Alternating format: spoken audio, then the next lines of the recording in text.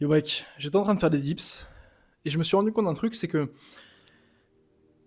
ce qui te bloque réellement, c'est pas l'interaction sociale, c'est le avant et le après. Je m'explique. Avant d'aller aborder une femme, par exemple, et avant d'aller aborder une personne que tu connais pas, il y a des croyances qui vont tourner en boucle dans ta tête, c'est ce qui s'appelle les croyances limitantes, c'est ce qui constitue ton discours interne. Et donc ça tourne de façon inconsciente et automatique, et tu te dis par exemple que si t'y vas, elle va te rejeter, que t'es pas un mec intéressant, que ça va être nul ce que tu vas dire, que tu vas peut-être déranger là où les personnes à qui tu as envie de parler. Et donc forcément, ces croyances-là, elles vont influencer un certain comportement en toi. Et en fait, tu vas un peu te... Ces croyances-là, elles vont pas seulement t'affecter sur le plan mental, elles vont aussi t'affecter sur le plan physique. Où du coup, tu vas avoir une posture un peu... où tu vas te mettre en retrait. Où tu vas un peu euh, te recroqueviller et essayer de disparaître socialement. Pourquoi? Parce que justement, tu auras écouté les croyances qui t'ont dit précédemment que tu vas te faire rejeter. Donc c'est comme si tout ton corps se préparait au danger. Donc tu as comment dire, t'as tes battements cardiaques qui vont commencer à s'accélérer, tu vas commencer à paniquer, t'as ta voix qui va commencer à... Tu vas un peu avoir la pâteuse par exemple, enfin bref, comme si tu étais en situation de survie, comme s'il y avait un danger en face de toi. Et donc, automatiquement, comme tu es déjà dans cet état d'esprit avant même l'interaction, durant l'interaction, il se passe uniquement ce que ton état d'esprit a laissé présager, donc ce que ton état d'esprit a déterminé. Donc, ça fonctionne pas. Parce que, en fait, c'est même pas qu'on te rejette durant l'interaction, c'est que toi-même, tu t'es rejeté avant.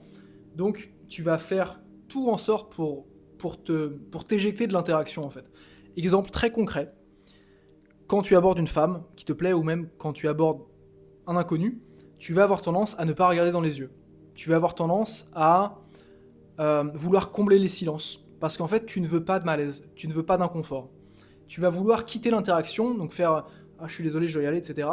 Tu vas tout faire en sorte pour ne pas en fait te confronter au rejet et pour ne pas te confronter à l'inconfort et à l'incertitude. Et après l'interaction, et c'est là que c'est intéressant, et pourquoi je te dis avant et après, et pas pendant, parce qu'en fait, mec, le problème, c'est jamais l'interaction en elle-même, c'est dans un premier temps tes croyances, et ce que tu fais, en fait, comment tu renforces tes croyances. Et donc c'est pour ça que je te dis que ce qui se passe après, c'est en fait toute la suranalyse qui va venir, toute la frustration, et tout le... En fait, c'est l'évitement. En fait, ce qui te bloque, dans un second temps, c'est l'évitement. Où en fait, l'interaction vient de se terminer, toi tu rentres chez toi, et tu te mets à dévaloriser. Tu te mets à ressentir beaucoup de déception, beaucoup de frustration. Putain, c'est ça que j'aurais dû dire. Pourquoi je suis pas allé? Et en fait, ça te pousse à, en fait, à encore éviter l'action.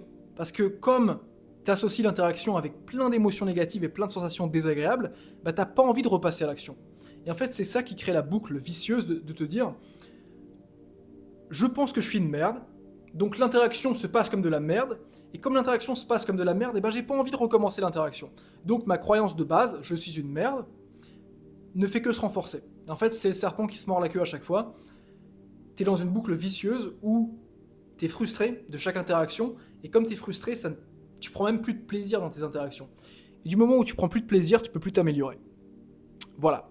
Donc maintenant, tu comprends que ça sert à rien de vouloir préparer l'action et te dire non mais c'est ça que je vais devoir dire. C'est en fait, d'abord tu conscientises les croyances qui te limitent, donc tes croyances limitantes, tu les écris sur papier, tu fais vraiment ce travail d'introspection pour te dire ok, qu'est-ce que je crois de l'interaction, pourquoi je crois que si je suis moi-même on va me rejeter, pourquoi je crois que on va me trouver bizarre, pourquoi je crois que je suis un mec inintéressant, parce que ces croyances là ont ont une base, ont une racine qui n'est pas forcément solide, qui n'est même pas du tout, parce que,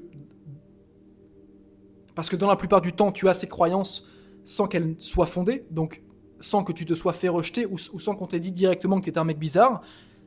Souvent, en fait, c'est juste basé sur des interprétations, sur des regards, par exemple, et sur des phrases, en fait, mais ça veut rien dire.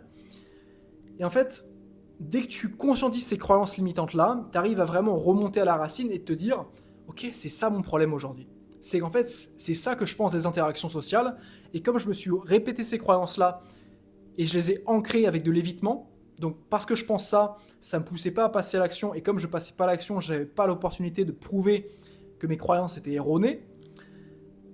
Dès que tu conscientises ça, ça change tout pour toi.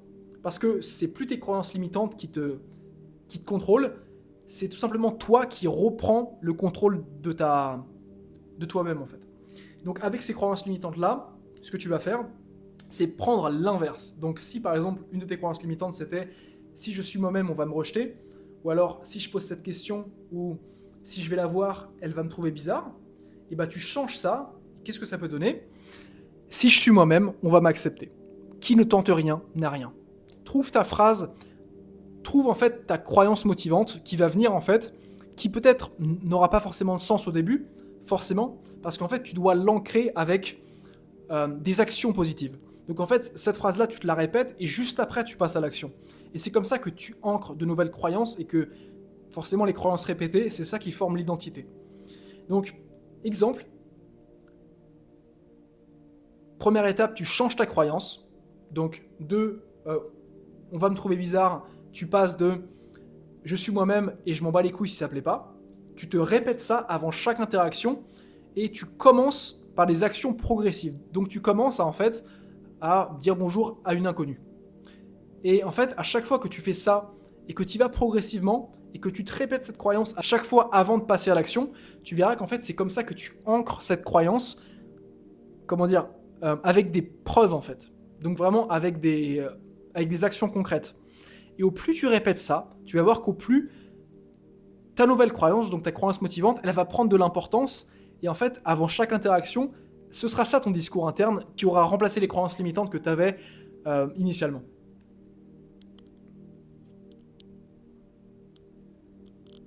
Ça, c'était le avant.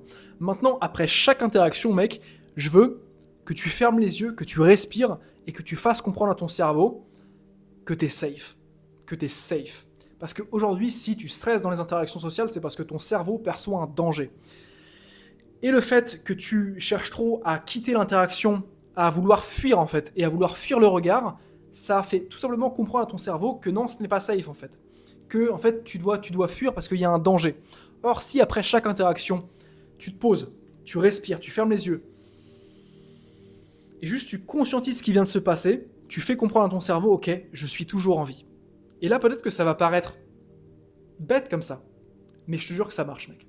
Et en rentrant chez toi, tu te félicites. Tu marques dans ton cahier, ok, là, je suis passé à l'action, je suis fier de moi. Vraiment, mot pour mot, tu mets, je me félicite, je suis fier de moi d'être passé à l'action. Et peut-être que ça aussi, ça va te paraître con, mais tout ça, c'est du dialogue interne. Et c'est quand tu changes consciemment ton dialogue interne, qu'en fait, il finit par devenir automatique et que ça finit juste par devenir une habitude, en fait. Et donc, tu vas voir que si tu fais ces deux habitudes-là, donc de changer tes croyances avant de passer à l'action, et ensuite que tu passes à l'action et que tu te félicites de l'avoir fait, ça va augmenter ton estime de toi. Et qui dit augmenter ton estime de toi, dit changer l'identité que tu as de toi-même, parce que tu ne te verras plus comme un homme timide qui ne passe pas à l'action et qui est passif, tu te verras comme un mec qui bouge, un mec qui est dans le mouvement, un mec qui passe à l'action.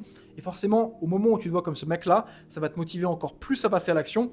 Et c'est comme ça que tu arrives à briser cette boucle infernale et de la transformer en boucle vertueuse.